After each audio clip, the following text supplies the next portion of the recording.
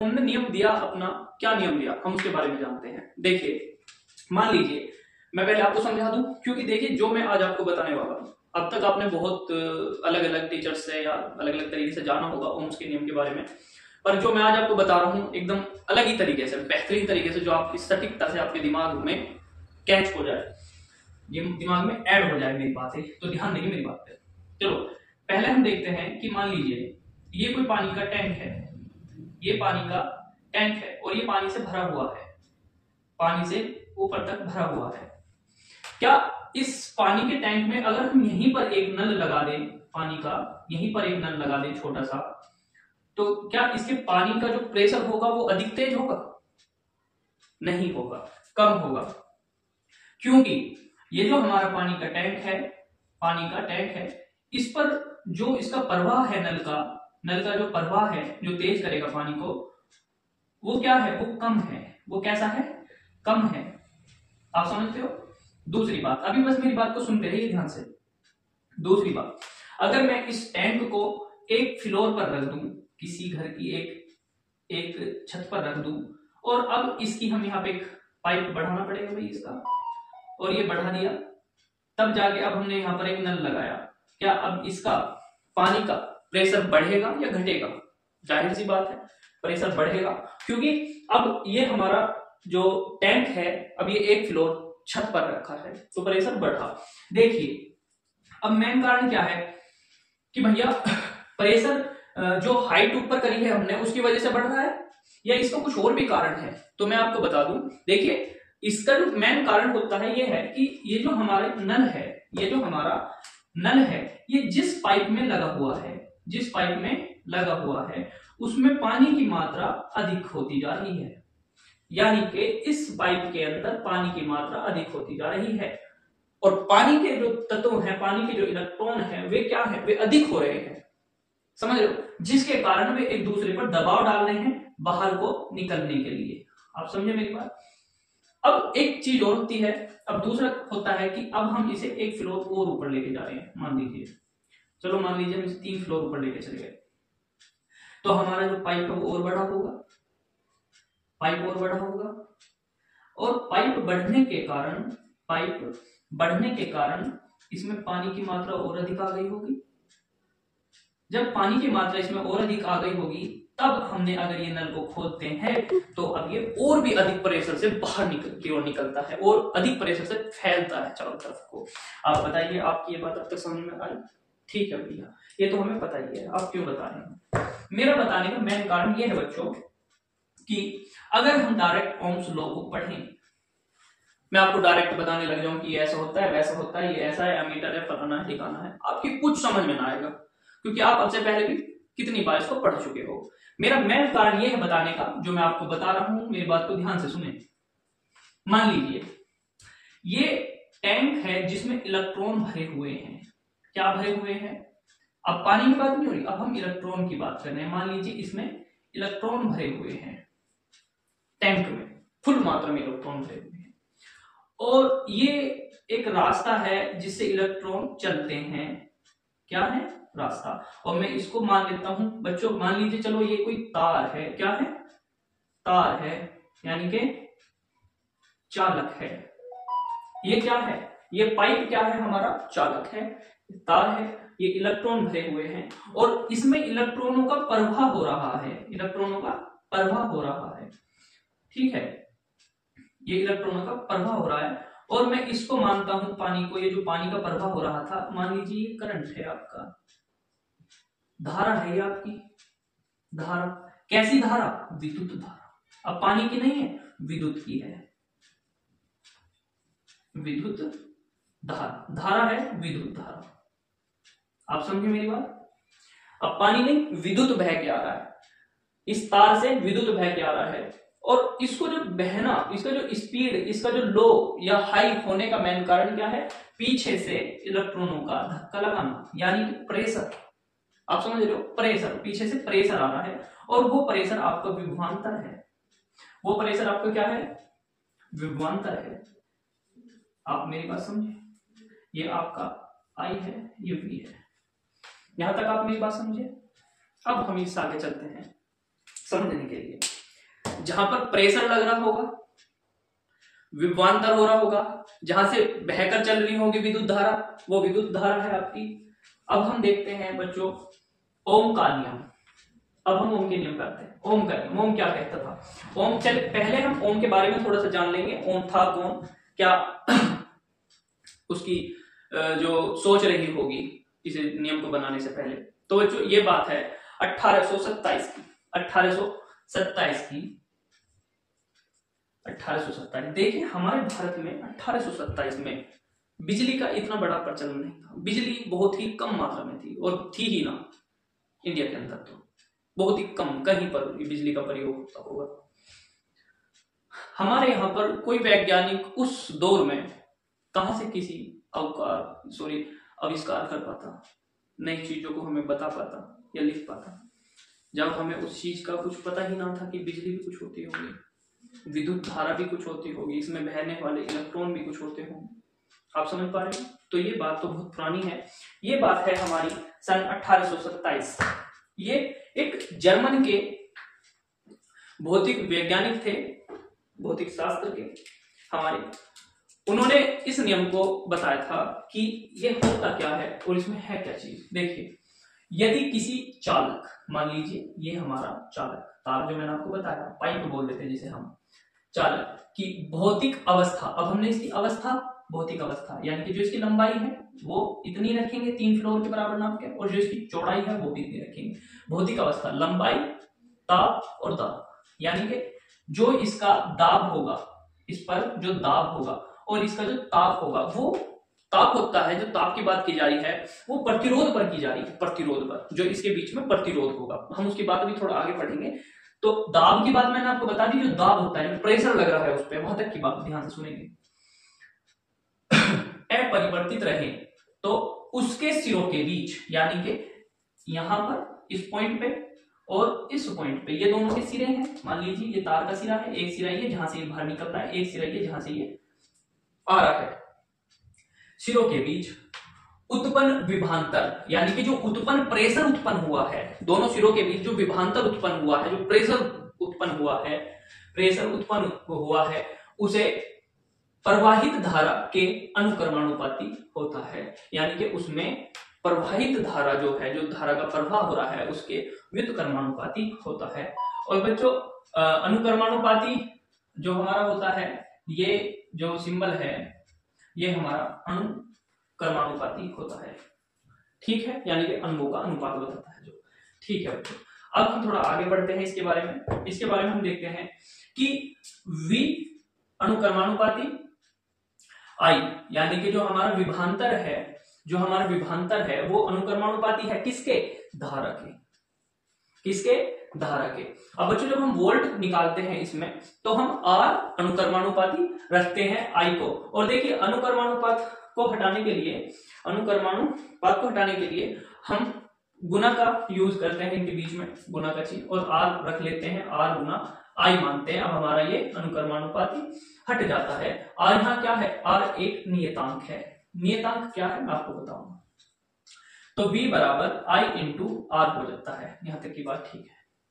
ये था अब तक का उसकी जो परिभाषा है, जो हमें इसके बारे में बताना होता है, जो हम लिखते हैं। और देखिए बोर्ड एग्जाम में ओम का नियम 2 नंबर का जरूर रहता है, उसमें परिभाषा इससे जुड़ा हुआ इसका कोई क्वेश्चन तो जरूरी आना है 5 नंबर का तो पेपर में। और एक बात को और ध्यान देंगे मेरी बात पे, ये जो मैंने परिभाषा लिखी है ये एकदम बेहतरीन परिभाषा है, ना ज्यादा बड़ी है ना ज्यादा छोटी है, ये सटीक है और सही है, इसका यूज करेंगे। उसके बाद एक सत्यापन है हमारा कि ये होता कैसे है, हम उसको सत्यापित करके दिखाएंगे कि इसका होने का ऐसे ऐसे करके हम इसको कर सकते हैं, जैसे प्रयोगशाला विधि बोलते हैं जिसको आप। और दूसरी बात है, एक हमें इसमें देना होता है ग्राफ, कि मान लीजिए हम भिन्न भिन्न प्रकार से जब वोल्टेज को कम या अधिक करते हैं तो हमारी धारा का प्रवाह जो है वो किस तरीके से बदलता है, हम उसे ग्राफ के अनुसार समझाते हैं, बताते हैं। वो अभी हम थोड़ा आगे चल के पढ़ेंगे। अभी हम इसमें देखते हैं कि सत्यापन कैसे कर सकते हो आप इसका। तो इसके सत्यापन के लिए, इस प्रयोग के लिए एक प्रतिरोधक तार लीजिए, ठीक है। दूसरा फिर कह रहा है इसके श्रेणी क्रम में एक बैटरी, धारा नियंत्रक, आमीटर तथा कुंजी का कुंजी को जोड़ लेते हैं, वोल्ट मीटर को प्रतिरोध के सिरों के बीच जोड़ देते हैं। बच्चों मैं तुम्हें एक बात बता दूं, अब तक जितना भी हम ओम का नियम पढ़ रहे थे, बहुत सारे टीचरों ने बहुत अलग अलग तरीके से उसको बताया है, अलग अलग तरीके से पढ़ाया है, जिसकी जितनी समझ में आया उसने बता दिया। पर मैं आपको एक बात बता दूं, कोई कह देता है कि ओम का नियम रेगुलेटर, पंखे को कम बढ़ती करने वाला, पंखे का रेगुलेटर आपने बढ़ाया, आपने वोल्ट बढ़ाए, उसकी धारा बढ़ी, उसकी स्पीड बढ़ी, आपने कम करा, वोल्ट कम हुए, भिन्न भिन्न तरह से बता दिया। हम भी पढ़े हैं, हमने भी सीखा भी। पर मेन चीज क्या है भैया, जो हमारी ये समझ में ना आता उसका मेन कारण क्या है? समझ में ना आने का जो मेन कारण है वो ये है कि सटीकता से कोई जानकारी हमारे दिमाग के अंदर ना आना, ये ना समझी का कारण है। पढ़ने के बाद भी अगर हम किसी चीज को ना समझ पा रहे, उसका मेन कारण केवल एक ही होता है कि सटीकता से वो जानकारी जो हमने पढ़ी है, सीखी है, वो हमारे दिमाग में ना आई, वो सटीक नहीं मिली हमें। देखिए हम आपको बता देते हैं, जो गांव से जुड़े हुए हैं, कि यूपी बोर्ड का मेरा मानना यह है, यूपी बोर्ड के सभी बच्चे ज्यादातर गांव से ही जुड़े हुए होते हैं, हमको सब पता होता है। तो जो ट्वेल होती है ना, बिजली, गांव में बोलते हैं ना, बिजली नहीं बोलते, बिजली चलती है, ट्वेल बोरिंग, उसमें क्या होता है ना, उसमें स्टार्टर वो होता है, पूरा स्टार्टर का सेट बोलते हैं, स्टार्टर, ऑपरेटर उसमें लगे, ऑपरेटर लगा है, स्टार्टर लगा है, और उसमें कटआउट लगे होते हैं, उसमें बल्ब भी लगा होता है, ज्यादातर तो रहता ना है, हमारी में तो है ना, फूक आ जाना। तो देखिए उसका मेन कारण क्या है, उसमें भी सारी चीज लगी हुई है जो ओम्स अपने नियम में कह रहे हैं, ये सारी चीज उसमें लगी हुई है। अब देखते हैं कैसे। बच्चों अब हम मान लीजिए ये प्रतिरोध है, ये क्या है, ये प्रतिरोध है, रोध है, इसको हम आर बोलते हैं, क्या बोलते हैं, आर बोलते हैं, प्रतिरोध।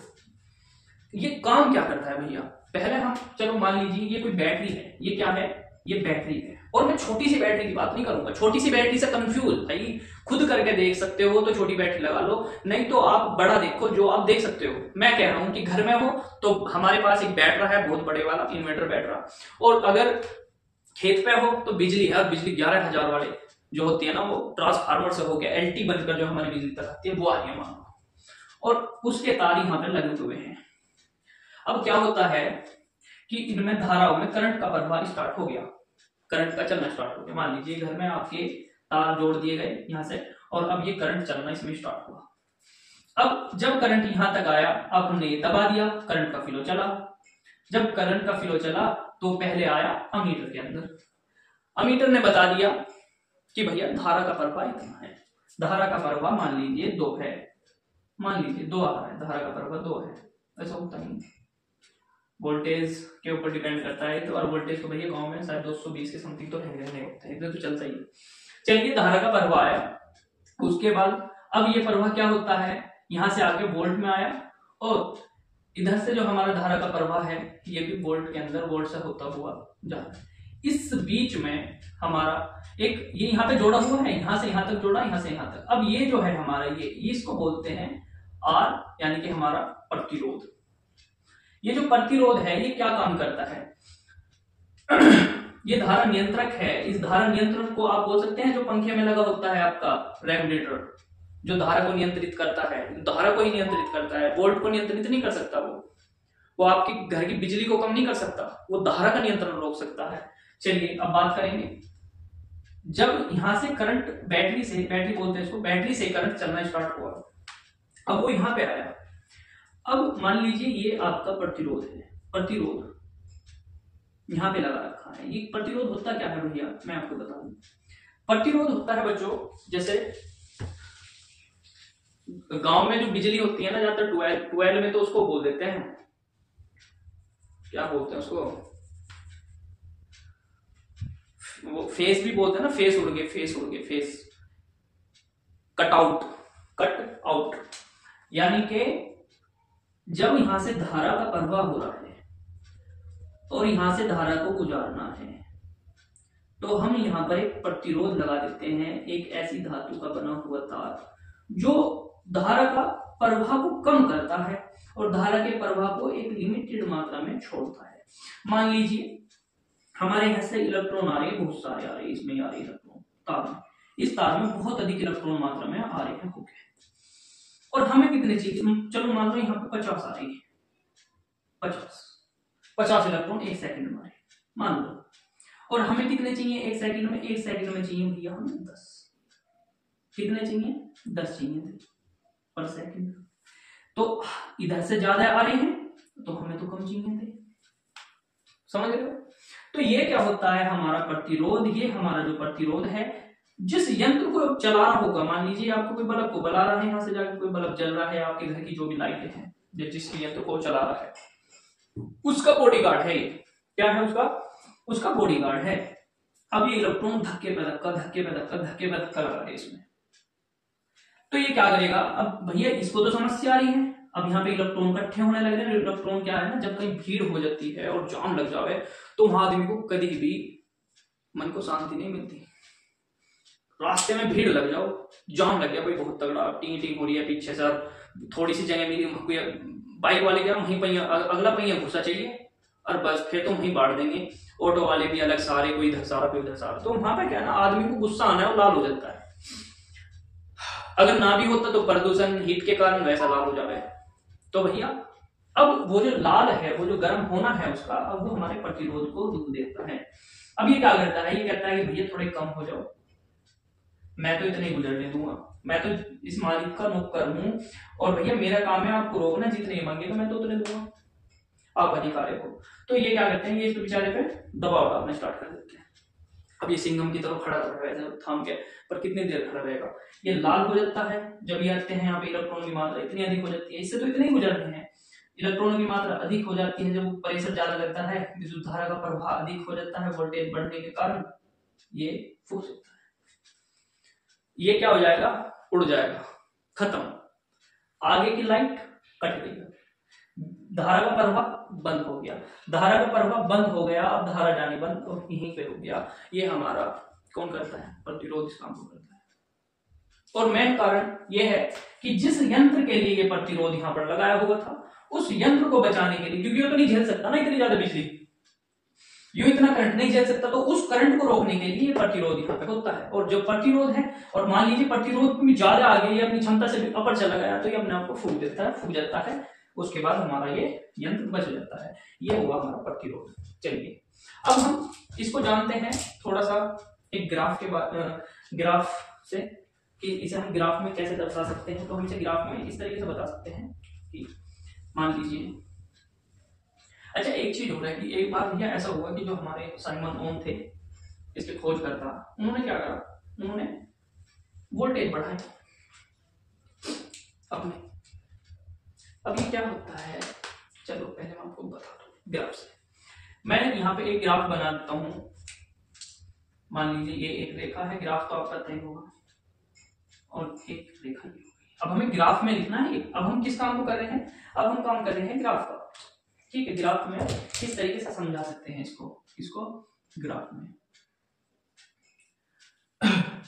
ये हमारा x, ये हमारा y, ये हमारा o।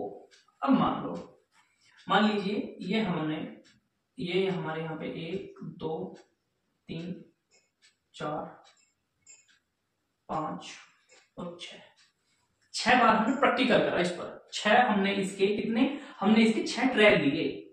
क्या करा, 6 बार ट्रैक लिया, 4 बार लिया, 5 बार लिया, 10 बार, 20 बार, 200 बार भी कर सकते हो, वो आपकी इच्छा है, पर मैं तो 6 बार ही इस पर टेस्ट करके देख रहा हूँ। ये देखना चाह रहा हूँ कि 6 बार अगर ऐसे करते हैं तो इसका उत्तर क्या बनता है। हमने तो 6 बार करा, 1 2 3 4 5 6। अब मान लीजिए ये आपका यहाँ पर, ये क्या है, यहाँ पे आपका विभवांतर है। क्या है, विभवांतर है, ये आपका विभवांतर है, ठीक है। अब ये जो विभवांतर है, यहां से विभवांतर नाप देंगे और यहां से हम नापते हैं इसके एम्पियर धारा, ठीक है भैया। ये हमारा विभवांतर है, ये हमारी धारा है। अब हम देखते हैं, अच्छा आप ऐसे भी कर सकते हो, विभवांतर हम यहां भी नाप सकते हैं और धारा यहां भी नाप सकते हैं, बात एक ही है, सेम है, दिक्कत कुछ भी नहीं है।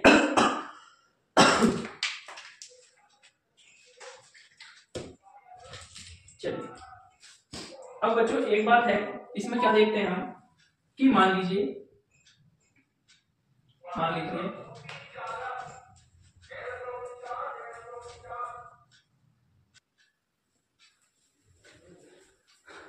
अब हमारा क्या होता है कि जो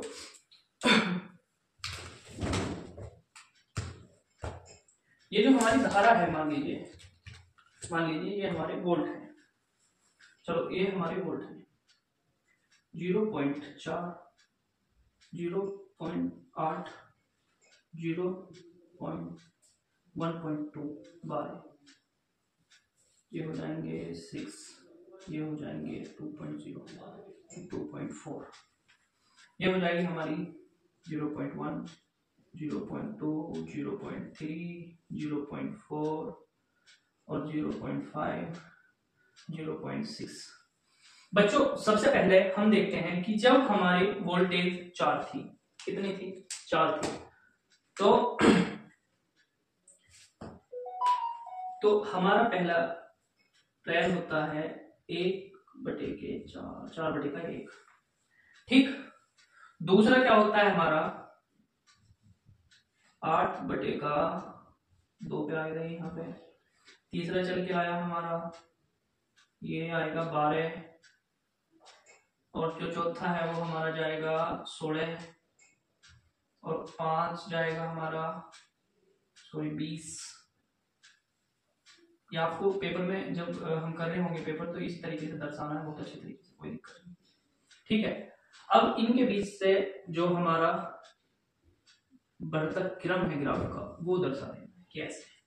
इसको मिटाना चाहे हम मिटा सकते हैं, ये हमारे पॉइंट हो जाएंगे, उनके आमने सामने बिल्कुल ये पॉइंट है हमारे, जिससे हम रेखा कभी भी यहाँ पे खींच के से बता सकते हैं ये ऐसा होंगे चाहे ऐसे हैं। अगर हम इसको ऐसे छोड़ देते हैं तो इसका फिर भी अर्थ यही है कि हम अगर चाहें तो इन रेखाओं को यहाँ से और यहाँ से इस तरीके से खींच के इसको दर्शा सकते हैं। ग्राफ की हमारा डायग्राम होता है, हम ग्राफ बनाने की विधि है हमारी।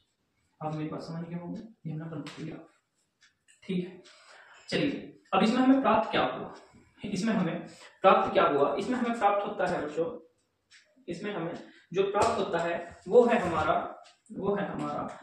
R बराबर, यानी कि प्रतिरोध, जो हमारा प्रतिरोध है वो R बराबर V/I होता है। आप समझ रहे हो, V/I, तो R बराबर V/I, अगर हम इसका प्रतिरोध याद करेंगे। अच्छा मैं आपको एक बात और बता दूं, कैसे पता लगता है।